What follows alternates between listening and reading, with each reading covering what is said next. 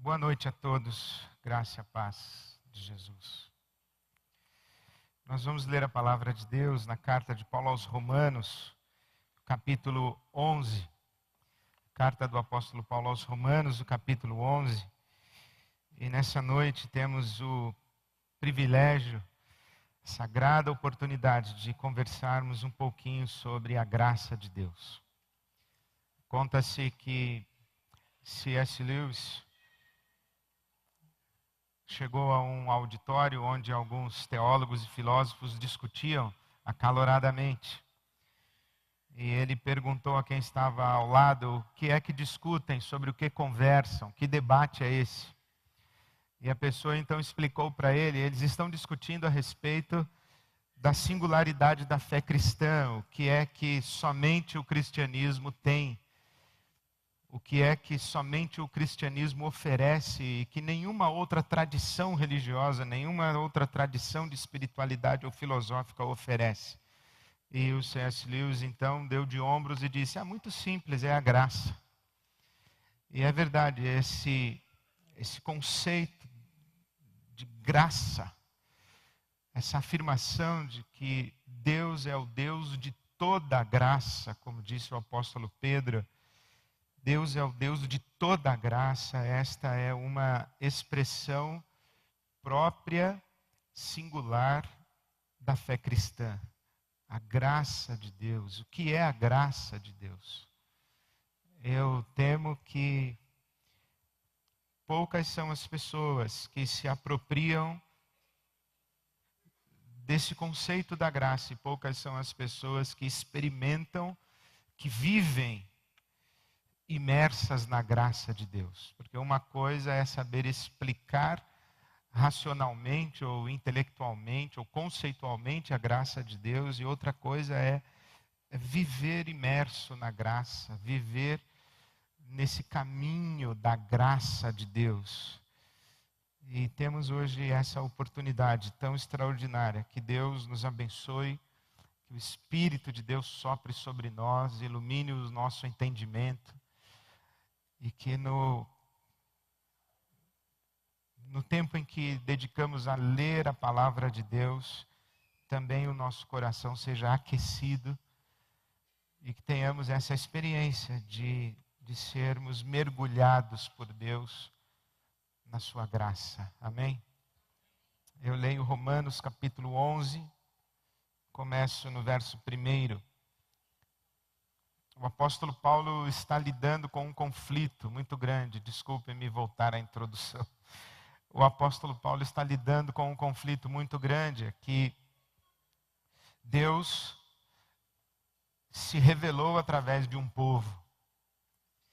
E no coração desse povo, que nasce com o chamado de Abraão, que tem como descendentes uma numerosa nação, promessa de Deus a Abraão, farei de ti uma numerosa nação, e em ti serão benditas todas as famílias da terra. Esta numerosa nação, descendência de Abraão, é o povo de Israel, que na Bíblia Sagrada é apresentado como o povo eleito de Deus, o povo escolhido de Deus, a nação que o profeta Obadias vai chamar de a menina dos olhos de Deus. Então essa nação, esse povo com quem Deus tem um relacionamento distinto, absolutamente particular, que não tem um relacionamento com um povo como o tem com Israel. E é a partir de Israel que Deus se revela, e é em Israel que Deus vai trazer à luz o Messias. Mas justamente é esse povo, é essa nação de Israel que não consegue identificar Jesus de Nazaré como Messias, que o rejeita, que o acusa de blasfêmia, que o sacrifica como um falso Messias. E o apóstolo Paulo então vai dizer que aquele que foi morto na cruz do Calvário era sim o Messias, e que Israel o rejeitou. E agora o apóstolo Paulo sofre com essa questão de como é que o povo escolhido de Deus, no ápice da revelação de Deus e da presença de Deus na história, está alheio do que Deus está fazendo e se rebela contra Deus e rejeita o propósito de Deus e rejeita o próprio Filho de Deus e rejeita o próprio Deus. Há um conflito no coração do apóstolo Paulo, que no projeto ou no processo histórico da salvação que Deus traz à humanidade, a nação usada para a revelação e para a chegada do Messias está fora, está de fora. É como se Deus salvasse toda a humanidade e deixasse de salvar exatamente o seu povo eleito. É esse conflito que o apóstolo Paulo está tentando esclarecer e a ele responder nos capítulos 9, 10 e 11 dessa carta aos Romanos. E chegamos então no capítulo 11, o versículo 1 que passo a ler. Pergunto, pois, palavras do apóstolo Paulo, acaso Deus rejeitou o seu povo? De maneira nenhuma. Eu mesmo sou israelita, descendente de Abraão, da tribo de Benjamim. Deus não rejeitou o seu povo, o qual de antemão conheceu. Ou vocês não sabem como Elias clamou a Deus contra Israel, conforme diz a Escritura: Senhor, mataram os teus profetas e derrubaram os teus altares. Sou o único que sobrou e agora estão procurando matar-me. E qual foi a resposta divina? Reservei para mim 7.000 homens que não dobraram os joelhos diante de Baal. Assim, diz o apóstolo Paulo, também hoje há um remanescente escolhido pela graça. E se é pela graça, já não é mais pelas obras. Se fosse, a graça já não seria graça. O apóstolo Paulo vai trazer comentários que são absolutamente indigestos para nós, eles não combinam com a nossa sensibilidade, não combinam com o nosso senso de justiça, não combinam com a maneira como nós olhamos para Deus e o percebemos. As afirmações do apóstolo Paulo são para nós incômodas. As afirmações do apóstolo Paulo não combinam com a nossa lógica. As afirmações do apóstolo Paulo não combinam com a nossa tradição religiosa protestante evangélica. As afirmações do apóstolo Paulo não combinam com a doutrinação que recebemos, nós que nascemos numa igreja cristã evangélica. Eu, por exemplo, fui criado dentro de uma igreja batista. Quando eu leio Romanos 9, 10 e 11, eu encontro afirmações do apóstolo Paulo que estão absolutamente distantes de tudo que eu aprendi na escola bíblica dominical quando eu era criança. E isso é um conflito muito grande. Conflito muito grande porque tudo que eu aprendi foi que o evangelho deve ser pregado e aquele que crê vai para o céu e aquele que não crê vai para o inferno. Mas quando eu leio Romanos, eu vejo que é meio... não é bem assim. Não é bem assim. Não é bem assim. Por exemplo, o apóstolo Paulo vai trazer aqui a figura de Elias.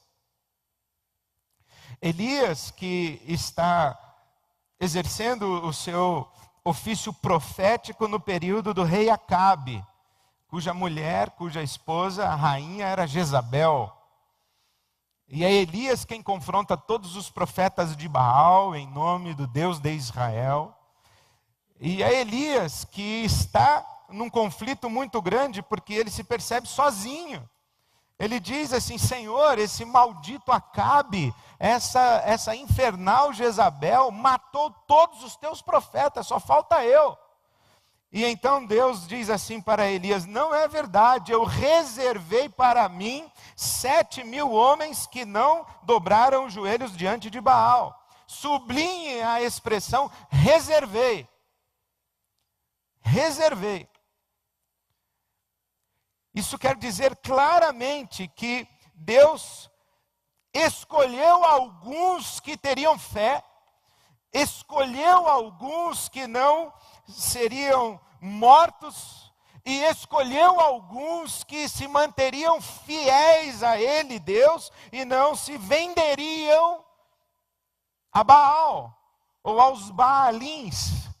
Deus reservou. O que o apóstolo Paulo está dizendo aqui é que estes 7.000 homens que não se curvaram aos Baalins e não adoraram a esse Deus, a esse ídolo Baal, esses 7.000 homens, eles não foram fiéis porque eram melhores do que os seus contemporâneos, porque eram especiais, porque tiveram fé e os outros não tiveram, porque foram corajosos e os outros não foram corajosos, porque tiveram mais discernimento e os outros não conseguiram entender o que estava acontecendo. O que o Paulo está dizendo é o seguinte, que Deus escolheu 7.000 e preservou. Simplesmente assim. E mais, o apóstolo Paulo se oferece como um exemplo, ele mesmo como exemplo, dizendo, olha, é verdade que Israel rejeitou a Jesus de Nazaré como o Messias e não o identificou como o Messias. É verdade. Já no prólogo do Evangelho de João está dito isso claramente. Veio para o que eram seus, para os que eram seus, e os seus não o receberam. Então, é verdade.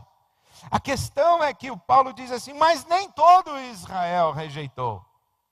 Nem todo Israel. Eu, por exemplo, não rejeitei. Eu, por exemplo, criei. E veja que o exemplo do apóstolo Paulo, ele em si mesmo já é complicado, porque o Paulo rejeitou sim. O Saulo de Tarso rejeitou sim. E ele perseguiu os cristãos, e ele foi contundente na perseguição aos cristãos. Mas Deus foi ao encontro dele, Jesus Cristo ressurreto foi ao encontro dele. O deixou cego numa estrada e disse, Saulo, Saulo, por que é que você me persegue? Saulo, acorda. E o Saulo diz, quem és tu? Eu sou o Jesus a quem tu persegues. Então é como se Jesus fosse ao Saulo e sacudisse Saulo e dissesse, acorda, homem, sou eu. E então ele veio a crer. Eu fico pensando, se o camarada não crê, aí Jesus aparece, sacode o cara, deixa cego. Você vai crer agora ou não vai? Até eu cria, né? Talvez você fale assim, até eu. Então o Paulo está dizendo, olha, há um remanescente em Israel. Isso é que ele diz aí no versículo 5. Hoje também há um remanescente escolhido pela graça. Escolhido pela graça. O que o Paulo está dizendo é, eu fui escolhido para crer.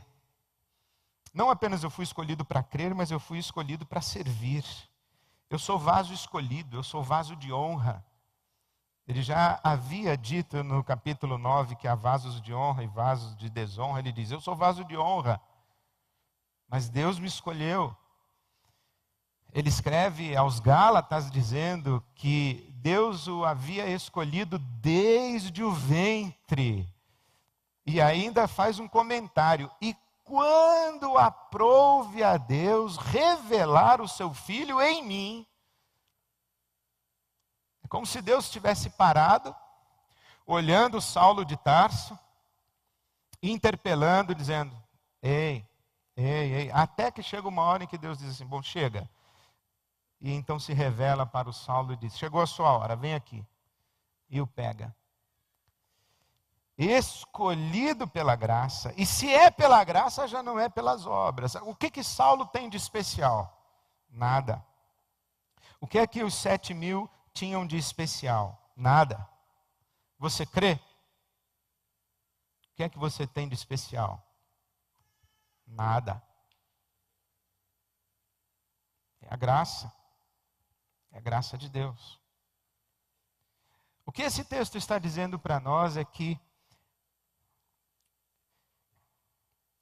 a experiência de fé não está nas nossas mãos humanas. A experiência de fé está nas mãos de Deus. Deus concede fé a quem Ele quer conceder fé. Porque a fé é um dom. Pela graça sois salvos por meio da fé, e isso não vem de vós, é dom de Deus. Os teólogos discutem o que é que não vem de vós, a salvação ou a fé? Eu acho que as duas coisas. A fé para a salvação é um dom de Deus, até porque é o Espírito Santo quem convence do pecado, da justiça e do juízo. Jesus disse: ninguém pode vir a mim se o Pai não o trouxer. A prerrogativa está nas mãos de Deus. Por isso é que quando o apóstolo Pedro está diante daquele Simão, o mágico, em Samaria, ele tenta comprar a graça de Deus e o Pedro, ao estilo Pedro, diz: vai para o inferno. Vai você e o seu dinheiro para o inferno. Você acha que quando consegue comprar a graça de Deus? Então faça o seguinte, rapaz, olha, vai para algum lugar aí, caia no chão de joelhos e peça a Deus que dê a você a ocasião de arrependimento. Peça a Deus que ajude você a se arrepender, porque você não consegue por você mesmo sequer se arrepender. Por isso que o Charles Finney, quando pregava num avivamento na América do Norte, na época de Charles Finney, ele pregava de um jeito muito interessante. Ele pregava assim, olha, ele deixava os bancos aqui da frente reservados, todos vazios, né? Então ele pregava e dizia assim: se em algum momento em que eu estiver anunciando o Evangelho, você sentir o fogo do inferno lambendo os seus pés, saia do seu lugar e venha sentar-se aqui à frente. Aí, enquanto ele estava pregando, um pessoal começava a sentar à frente. Ele dizia assim: se a labareda do inferno lamber seu pé, saia daí, venha aqui sentar aqui à frente, porque eu vou orar a Deus para ver se Ele vai querer salvar você. Charles Finney. E os bancos da frente ficaram tão lotados também com uma palavra dessa, né? Que ele alugou um cinema do lado e o auditório ficava lotado. E ele falava: enquanto eu estiver pregando, se o fogo do inferno lamber você, sai daqui, vai correndo para o cinema. Que depois que acabar aqui eu vou lá orar por você para ver se Deus vai querer salvar você. Essa consciência de que a prerrogativa da salvação, da fé, está nas mãos de Deus é algo que está aqui presente nas linhas e entrelinhas de Romanos 9, 10 e 11. Aí eu me pergunto se um Deus assim é um Deus em quem a gente deve confiar ou um Deus de quem a gente deve desconfiar. Se um Deus assim é um Deus em que a gente, em crendo nesse Deus, se nós temos o nosso coração apaziguado e tranquilizado, ou se nós ficamos aterrorizados e atemorizados com a possibilidade, porventura, de nós não termos sido escolhidos pela graça de Deus para crer. Quem garante para você que você faz parte dos 7.000? Quem garante para você que você faz parte do remanescente? São essas as perguntas que são suscitadas pela nossa leitura contemporânea da Bíblia Sagrada. Agora, temos que lembrar que o apóstolo Paulo escreve essa carta há pelo menos 2.000 anos no passado. E temos que lembrar que o apóstolo Paulo escreve essa carta com todo a sua experiência pregressa de judaísmo e de uma identidade de um povo judeu que não pensa em categorias individualistas como nós pensamos. Indivíduo é uma invenção da modernidade. A Bíblia Sagrada é um livro que fala da solidariedade da raça. Por isso é que Paulo vai dizer em Romanos 5,18 que, assim como pelo pecado de um homem entrou a morte e a morte alcançou a todos, pelo sacrifício e pelo ato de justiça e de obediência de um, a salvação se estendeu a todos. É o princípio de solidariedade. Quando você olha, por exemplo, no Velho Testamento, quando o povo de Israel está no exílio, Daniel, o profeta, no capítulo 10, vai orar a Deus e diz assim: nós pecamos. Daniel, que é o profeta que não pecou para que o povo fosse levado ao exílio, ele não se percebe à parte da sua identidade ou do seu povo, da sua nação. Ele não se percebe à parte. Israel é um só. Não é uma soma de indivíduos. Israel é um homem só. Por isso é que você vai, por exemplo, aqui no Museu Hebraico da Avenida Doutor Arnaldo, aqui em São Paulo, e você vai encontrar uma inscrição dizendo que o Holocausto não matou 6 milhões de judeus. O Holocausto matou um judeu 6 milhões de vezes. Quem mata um, mata todo o povo. O Holocausto matou Israel 6 milhões de vezes. Esse é o conceito de solidariedade e de unidade do povo. Daniel não ora dizendo assim, os nossos antepassados pecaram e nós agora estamos no exílio. Não, Daniel diz assim, nós pecamos. E na volta do exílio vem todo o povo de volta. Na verdade vem o remanescente, vem quem quer, porque a libertação foi para todos. Veja que interessante o conceito de solidariedade de Israel, é que foi um cordeiro da Páscoa para toda a família. Foi uma fita escarlate na casa de Raabe para toda a família. Não é um cordeiro para cada um, não é uma fita para cada um. É o conceito de unidade. Não existe princípio de individualidade na história de Israel. Por isso, e você diz assim, Ed, você está exagerando. Eu estou dizendo que Deus não rejeitou Israel porque há um remanescente fiel e é por causa desse remanescente fiel que Deus vai acolher todo Israel. Mas isso está na Bíblia? Tá. Só você virar uma página da sua Bíblia e chegar no capítulo 11, versículo 25. Aí eu quero ver você dormir com esse texto. Esse texto que é um texto maravilhoso da misericórdia e da graça de Deus e dos mistérios de Deus. E a gente diz assim, glória a Deus então. Irmãos, não quero que ignorem este mistério, para que não se tornem presunçosos. Israel experimentou um endurecimento em parte. Bom, aqui ele acabou de dizer que a rejeição de Israel foi fruto de uma ação divina. Deus endureceu o coração de Israel.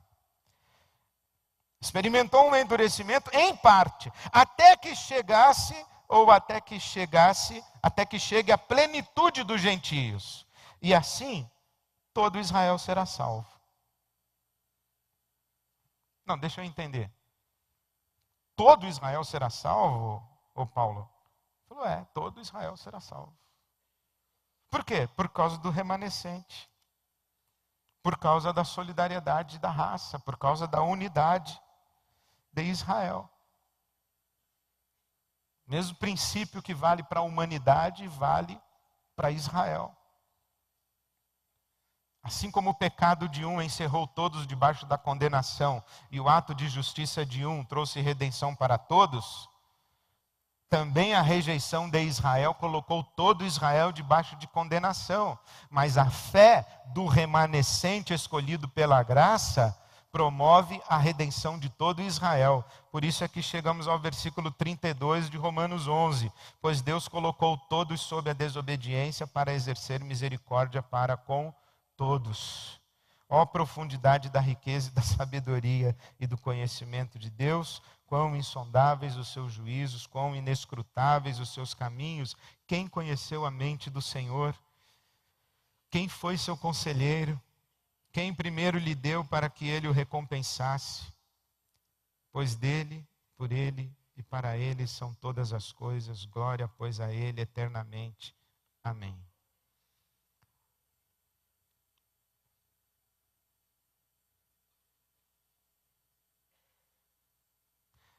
Mas o que podemos e devemos sublinhar é esta expressão, graça. Graça. E eu gostaria de fazer comentários a respeito da graça de Deus, o que é a graça de Deus. Tudo que eu falei até agora foi só introdução para falar que o Israel está resolvido. Israel é problema de Deus.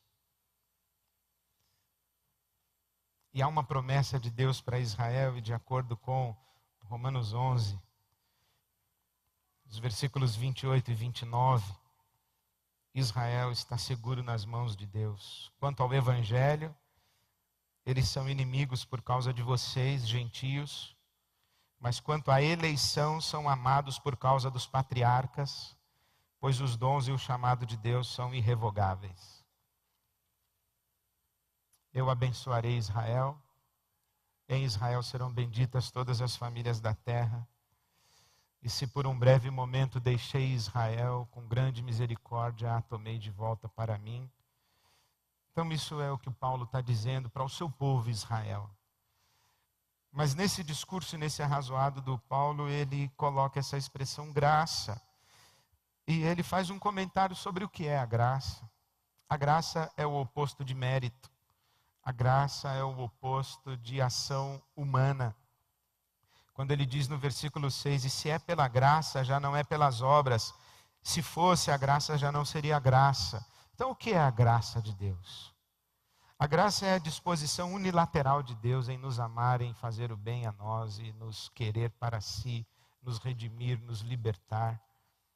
A graça é o favor imerecido de Deus. A graça é isso que independe das nossas obras, independe da nossa sujeição à lei, independe da nossa obediência à lei. Deus nos ama e nos quer para si, Deus faz o bem para nós, e isso é um ato unilateral de Deus.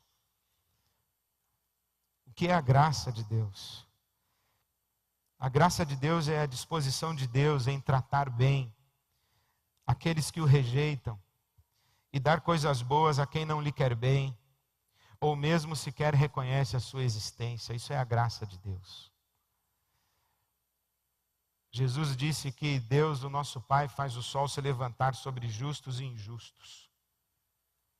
Os justos e os injustos respiram e estão vivos. Isso é graça de Deus.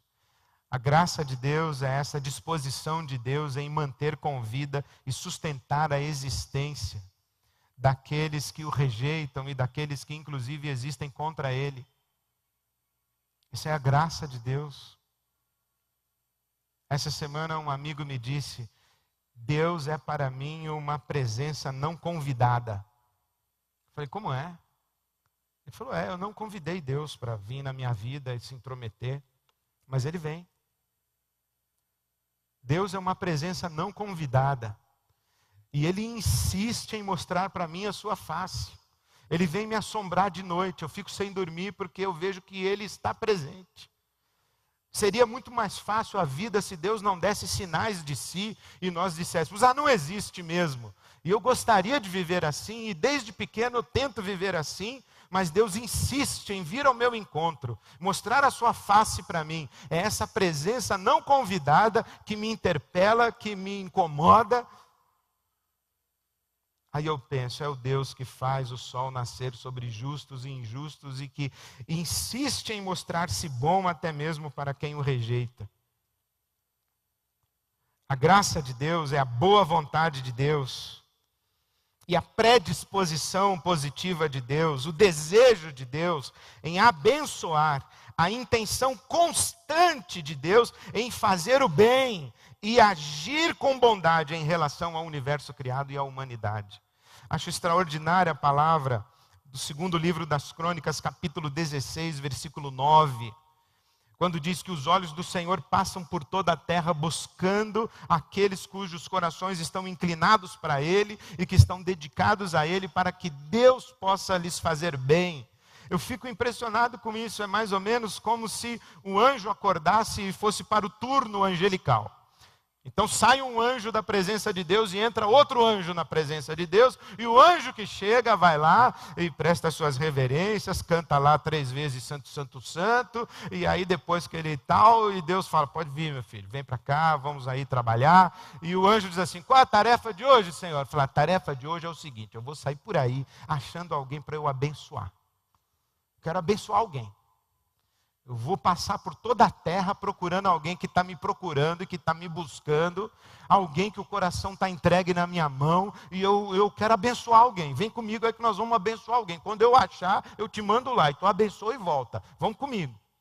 E aí ele arrasta um exército de anjos atrás dele e começa a andar por toda a terra, e os olhos do Senhor passam por toda a terra querendo abençoar alguém. Isso é a graça de Deus. Terei misericórdia.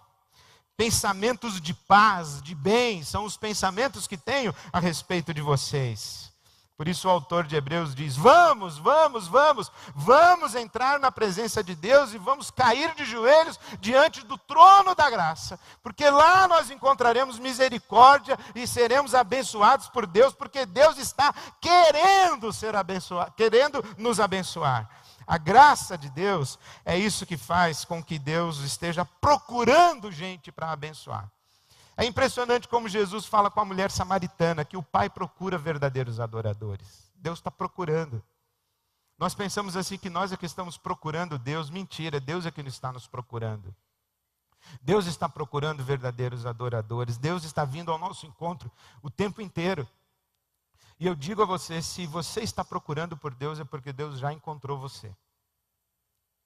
Você não estaria procurando por Ele se Ele não tivesse insistentemente batido no seu ombro e sussurrado no seu ouvido: eu estou aqui, eu te amo, vem para mim, vem comigo, coloca o seu fardo no meu ombro, deixa o seu peso comigo, eu vou te aliviar a alma, eu vou dar descanso para você, eu te amo, vem comigo. A graça de Deus é a interpelação constante, o chamado constante, o convite insistente, a convocação de Deus para que a humanidade se renda à sua bondade. Tendo Deus outrora falado muitas vezes, de muitas maneiras, hoje Ele nos fala em Jesus, diz a carta aos Hebreus. E se hoje você ouvir a sua voz, não endureça o seu coração. Então Deus está o tempo todo dizendo: para com isso, vem para mim, vem para cá, não vai por esse caminho. Deus está o tempo inteiro batendo nos seus ombros. Por isso que Tiago diz assim, que o Espírito Santo de Deus zela por nós com ciúmes. Com ciúmes. Isso é a graça de Deus. Deus é essa presença não convidada. Gostei tanto dessa frase. Eu falei: esse é Deus mesmo. Deus que insiste em amar. Deus, eu não quero saber de ti, mas eu te amo. Deus, eu não quero ouvir tua voz, mas eu te amo. Deus, eu não te quero, mas você não está entendendo que você não consegue viver sem que eu te sustente. E eu vou te mostrar isso. A graça de Deus é o fluxo constante de amor e de vida de Deus que sustentam todo o universo. Isaías capítulo 18 diz que Deus está quieto, olhando desde a sua morada, como o calor do sol e o orvalho da noite. É Deus na sua discrição. A sua discrição está abençoando e sustentando o universo. Hebreus capítulo 1, versículo 3, Deus sustenta todas as coisas com a sua mão e sustenta o mundo na palma de sua mão. Mais do que isso, Paulo apóstolo em Atenas cita que em Deus nos movemos, vivemos e existimos. Nele somos, nos movemos e existimos. Eu gosto, pastor Ariovaldo diz o seguinte, que imagine que esse púlpito é Deus. E nós estamos aqui. Nele somos, nos movemos e existimos. Mas alguns de nós não querem existir em Deus, se mover em Deus. Então eles querem sair de Deus. Mas saindo de Deus, o que aconteceria? Se precipitariam no abismo, na não existência. Mas quando eles saem, Deus vai junto. E o camarada vai mais e Deus vai. E Deus vai, e Deus vai indo, e vai dizendo assim: até onde esse moço vai? Até onde ele vai? Porque eu vou sustentá-lo com vida. Porque se eu não sustentar com vida, ele deixa de existir, ele evapora. E não devem faltar vozes que digam a Deus: deixa esse pessoal evaporar. E ele fala: eu não posso, porque eu tenho amor por eles. Mas eles não te querem, mas eu os quero. Mas eles não te querem, é porque eles não me conhecem. Mas eles não te querem, é porque eles não sabem quem eu sou. Mas eles não te querem, mas eu os criei. E eu tenho responsabilidade de sustentá-los. Eu quero cada um deles para mim. É a graça de Deus, é graça de Deus. Graça de Deus. Porque os homens maus choram por amor. Graça de Deus. Porque os homens maus são capazes de atos de bondade. Graça de Deus. Porque as pessoas más experimentam prazer, alegria. Graça de Deus. De sustentar com vida todo o universo criado, inclusive você e eu. A graça de Deus é a energia ativa, é o poder abençoador de Deus, é a força de Deus que age em nós, é o empurrão de Deus sobre todos e cada um de nós para que façamos o bem e busquemos o que é belo, o que é justo e o que é bom. Diz o apóstolo Paulo: pela graça de Deus eu sou o que sou. Pela graça de Deus eu sou o que sou. Paulo aos Filipenses capítulo 2, Deus opera em vós o querer e o efetuar a sua vontade. É impressionante como as nossas ações de bondade são expressões da graça de Deus em nós. Pela graça de Deus eu sou o que sou. Paulo diz aos Colossenses: eu trabalho, todavia não eu, mas o poder de Deus e a força de Deus em mim. Eu trabalho, todavia não eu, mas a graça de Deus em mim. A graça de Deus é a ação, é o trabalho de Deus em favor do universo e da humanidade. Deus trabalha. Entrega o teu caminho ao Senhor, confia nele. E ele vai trabalhar. E o mais ele fará. Salmo 37. O profeta Isaías diz: porque desde a antiguidade não se ouviu, nem com olhos se percebeu, um Deus além de ti que trabalhe para aqueles que nele esperam. Deus trabalha. Imagina que no meio de uma tremenda confusão na sua vida, de uma complicação, de uma dificuldade, de um problema, de um conflito, você é encontrado por alguém e você está em paz, você está sereno, você está com esperança, você está com um sorriso nos lábios. E esse alguém diz assim para você: rapaz, mas está uma tremenda confusão na sua vida, como é que você está com essa calma toda? Aí você diz assim: não, é que tem um cara aí trabalhando para mim e vai dar tudo certo. Eu quero dizer: quem é esse cara? É Deus, Deus. Está trabalhando para mim. Trabalha dia e noite, não dorme. Vira o turno, sem trégua, por minha causa. Deus trabalha.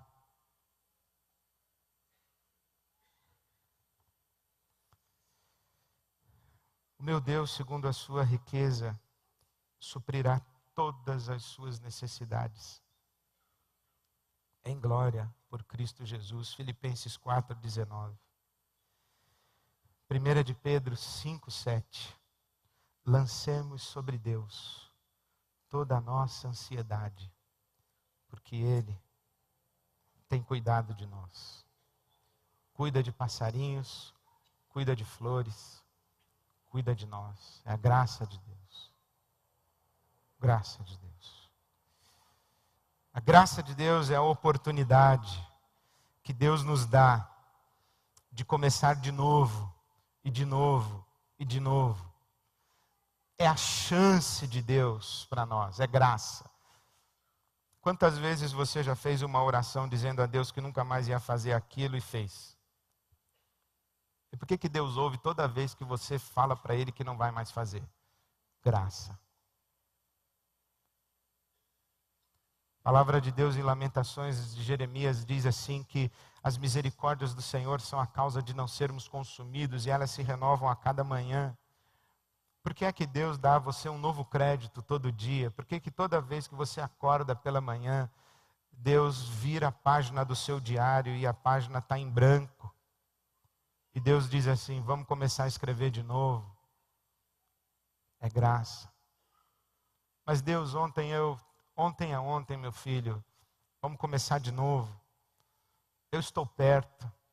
Não desperdice essa chance. Por isso que disse o profeta Isaías capítulo 55. Buscai ao Senhor enquanto se pode achar, invocai-o enquanto está perto. Ele está perto. Perto está o Senhor de todos os que o invocam. É graça, Ele está disponível. A mão de Deus não está recolhida, está estendida. É graça de Deus isso. A graça de Deus é a oportunidade que Deus nos concede de participarmos dos seus atos bondosos. Quando Paulo escreve aos Coríntios, no capítulo 8 da sua segunda carta, ele diz que a oferta financeira dos cristãos da Macedônia para os cristãos de Jerusalém, que estavam vivendo um período de grande dificuldade econômica, que aquela possibilidade de contribuir financeiramente foi uma graça concedida por Deus. A graça concedida, a graça de contribuir, a graça de dar. Por isso é que pergunta o nosso profeta popular, sabe lá o que é não ter e ter que ter para dar?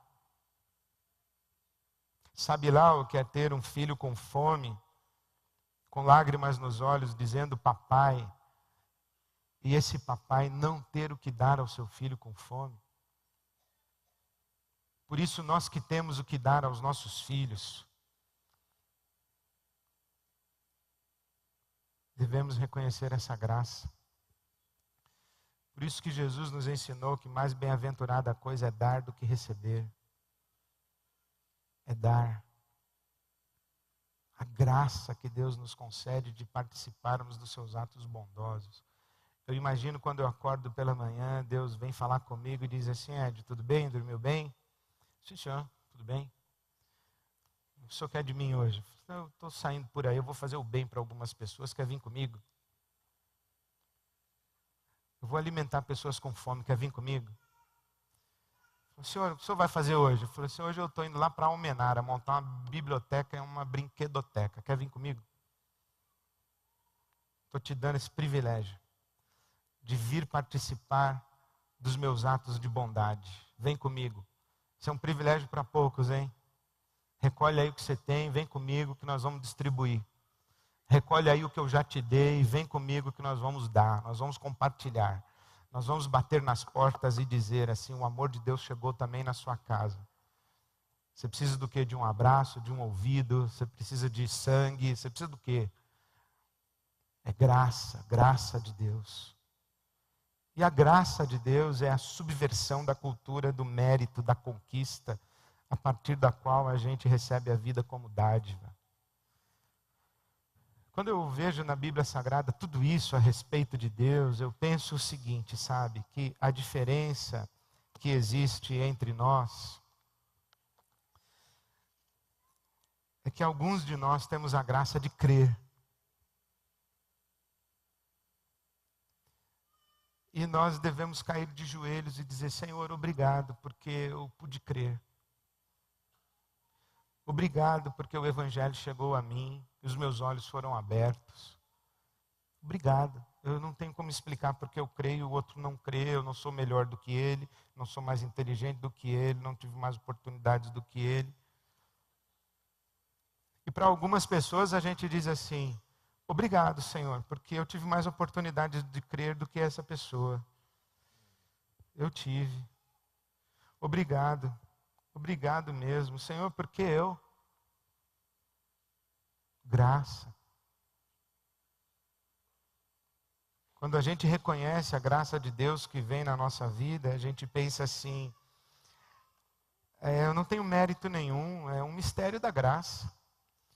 Então eu não julgo ninguém, eu não condeno ninguém, eu não olho ninguém de cima para baixo. Paulo escreveu aos Coríntios no capítulo 4, dizendo, o que é que você tem que você não tenha recebido? E se você recebeu, por que é que você se gloria como se não tivesse recebido? 1 aos Coríntios capítulo 4, versículo 7. Sabe o que eu imagino? O camarada vem para mim e diz assim, aí ó, tem uma Ferrari. Aí eu digo, e aí? Aí ele diz, e daí que eu sou fera, meu, comprei uma Ferrari. Você não comprou, eu comprei. Aí eu digo, mentiroso. Ganhou, rapaz. Vem me esnobar? Você ganhou. Você não comprou, você ganhou. Isso é uma coisa que me incomoda muito. Por que que tem gente rica e tem gente pobre?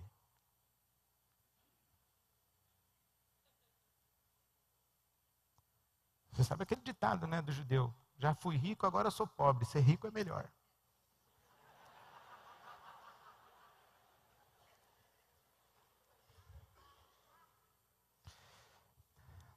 É claro que as observações são passíveis de serem feitas. A primeira delas é que tem riqueza e pobreza porque nós vivemos num mundo injusto com acumulação de riqueza e má distribuição de renda. Ninguém discute. A segunda coisa é que todos nós aqui sabemos que das riquezas que nos são possíveis, o dinheiro é a menorzinha. É a menor. A terceira é que a gente já sabe que o dinheiro não traz felicidade para ninguém, pode trazer inclusive desgraça. Mas como disse o engraxate do Joelmir Betting, ele disse: doutor, estou louco para chegar a minha vez de descobrir que o dinheiro não traz a felicidade. A gente já sabe que o dinheiro não traz felicidade, pode trazer desgraça. A gente já sabe que tem muita gente rica que é infeliz e muita gente pobre que é feliz. Tudo isso tem a ver, mas eu fico pensando nisso. Por que tem gente rica e gente pobre? Porque a gente pensa assim, não, esse cara aqui é rico porque ele trabalha mais do que esse aqui. Mentira. Esse cara aqui é rico porque ele é mais inteligente do que esse aqui. Mentira, tem muita gente muito mais inteligente do que muito rico que eu conheço. Dizer que o camarada que acorda às 3:30 da manhã, 4:30 da manhã, para pegar um busão, pegar um metrô, pegar um trem, pegar um busão, chegar na casa da patroa, trabalhar, papapá, voltar para casa no busão, no trem, no metrô, no busão, ainda chegar lá, ter que lavar, passar, o marido que trabalha na obra chega com a fome de realmente um cara que trabalhou batendo laje o dia inteiro, ela tem que cozinhar e tal, falar que ela não é rica porque não trabalha, faça-me o favor. Assim, esse cara aqui é rico porque estava no lugar certo na hora certa. Eu falei, mas por que eu não estava no lugar certo na hora certa? Foi justamente ele. Então essa questão do dinheiro é suficiente para mostrar para nós que existe uma aleatoriedade de ônus e bônus no nosso mundo. E que esse é um mistério que a gente não vai entender. Mas toda vez que a vida nos sorri, a gente diz assim, obrigado, Senhor. Eu não sou diferente de ninguém, não mereço mais do que ninguém para a vida estar sorrindo para mim. E eu reconheço que, de alguma forma, isso é resultado da tua graça que eu não consigo entender. E aí eu olho para todas as outras pessoas para quem a vida não está sorrindo, em qualquer dimensão e instância da existência humana, e eu não olho de cima para baixo, mas eu olho com um olhar compassivo e solidário, de repartir a graça que está sobre mim, e trazer o maior número de pessoas que eu posso para essa graça. Agora, uma terceira coisa que a graça de Deus traz para nós, além de gratidão, solidariedade, uma terceira coisa que a graça de Deus deve trazer para nós é esperança. Porque a graça de Deus é a explicação das coisas boas que acontecem no mundo e que a gente não consegue explicar. E as coisas boas, elas acontecem num estalar de dedos e podem acontecer a qualquer hora com qualquer um. Isso é a graça de Deus. Não tem critério, não tem como a gente controlar, não tem, claro que tem probabilidades, tem alguns caminhos que a gente pode trilhar, mas as coisas boas podem acontecer a qualquer hora com qualquer um, porque nesse mistério da aleatoriedade da graça de Deus, o céu pode se abrir sobre nós. Eu lembro de um amigo que eu tenho, que frequenta aqui a IBAB. Ele era um camarada que estava afastado de Deus, mergulhado nas drogas, maconha, cocaína, bebendo, alcoólatra, embriagado, vivendo daquele jeito que você imagina essa descrição. E ele tinha uma mãe que era da Assembleia de Deus, que orava por ele muito.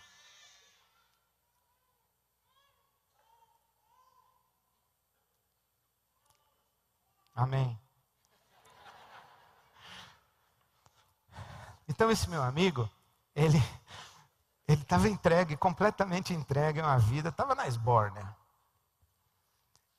E a mãe dele da Assembleia de Deus orando por ele, orando por ele, orando por ele. um belo dia, numa madrugada, já tinha fumado, cheirado, bebido, levantou na sala, o povo caído assim, ele levantou, se bateu assim e falou: bom pessoal, valeu, está na hora de eu voltar para Deus, ou voltar para a igreja.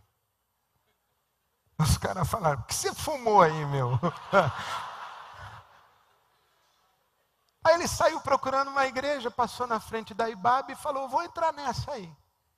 E ficou até hoje. Fiz o casamento dele, apresentei o bebezinho dele, está aí. Não sei nem se ele está aqui agora.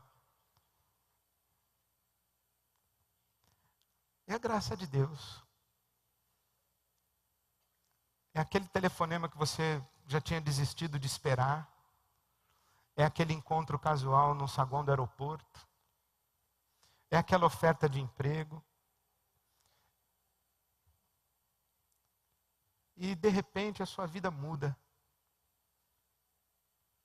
Enquanto nós estávamos cantando, eu estava ali sentado orando a Deus e lembrando de algumas pessoas. Eu fiz esse exercício. Não sei se Deus vai atender minha oração, porque ela foi um pouco carnal. Mas eu fiquei lembrando assim, pensando em algumas pessoas que eu conheço, que eu falei assim: Deus, se essa pessoa se convertesse um dia e tivesse assim do meu lado, levantando a mão, dizendo: Jesus, Jesus, toda a glória a Ti, e com lágrimas escorrendo assim dos olhos, nossa, eu ia rir muito, Deus. E eu orei por algumas pessoas, falei: ai, como eu queria ver. E é possível, né? Porque o Paulo disse assim que Deus veio para salvar os pecadores, dos quais eu sou o principal. Provavelmente, se você andasse pelas ruas de Jerusalém e falasse assim: irmão, qual é o cara aqui em Jerusalém que você acha que nunca vai levantar a mão para o céu e glorificar Jesus Cristo ressurreto? Ele ia dizer assim: tem um oficial romano que é o Saulo de Tarso, aquilo é o cão. Pois é, Saulo de Tarso, quem escreve para nós a carta que lemos hoje. E que diz: é graça. E Deus me escolheu, me deu a oportunidade de crer. É graça. E é Saulo de Tarso quem escolhe para nós, quem escreve para nós dizendo: se Deus me salvou, Ele não apenas pode salvar qualquer um, mas eu tenho certeza que o desejo do coração de Deus é salvar a todos e todo mundo. Então nós vamos agradecer a Deus a graça de crer. Nós vamos repartir como pudermos a graça que está sobre nós. E nós vamos viver com esperança, porque a graça pode trazer para nós surpresas da bondade e do amor de Deus a qualquer momento. Ande atento, meu irmão, minha irmã, essa semana a graça pode te dar um susto e mudar a sua vida para a glória de Deus. Amém, amém e amém. Vamos ficar em pé e vamos louvar a Deus e dizer que é nesse rio de amor da graça de Deus que nós queremos viver. Amém. Que Deus nos leve na sua graça e na sua paz.